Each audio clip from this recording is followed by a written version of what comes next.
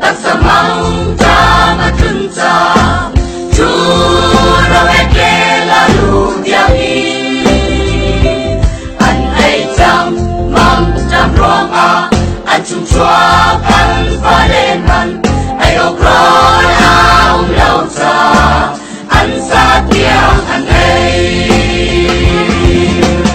Yin zoom tu ni tam pinun a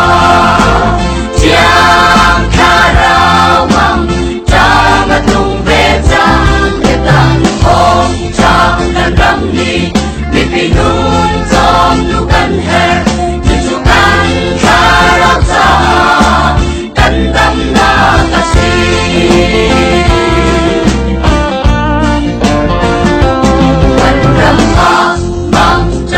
Trung tila roi si tilau in Chiang kera mang jama tung sa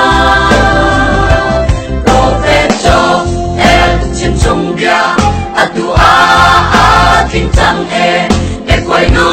ni mi thi he Kha tam a su ta Yin dung tu ni tam tinun a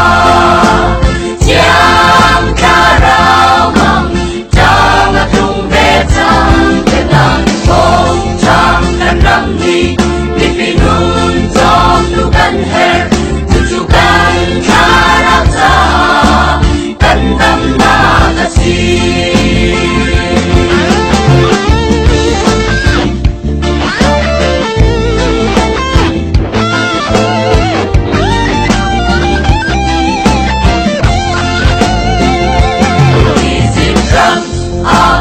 Sari mang cham arab tu liao a kum sari chung an ngay ni roi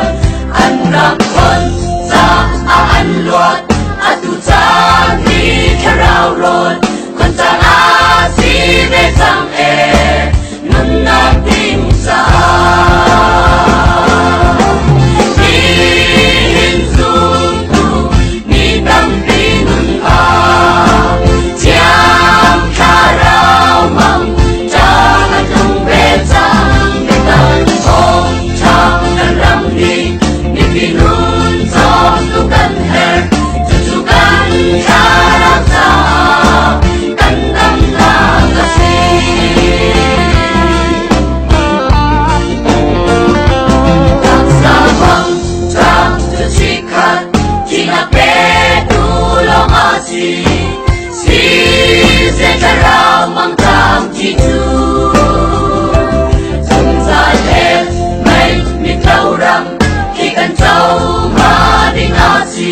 Karao mang jami titu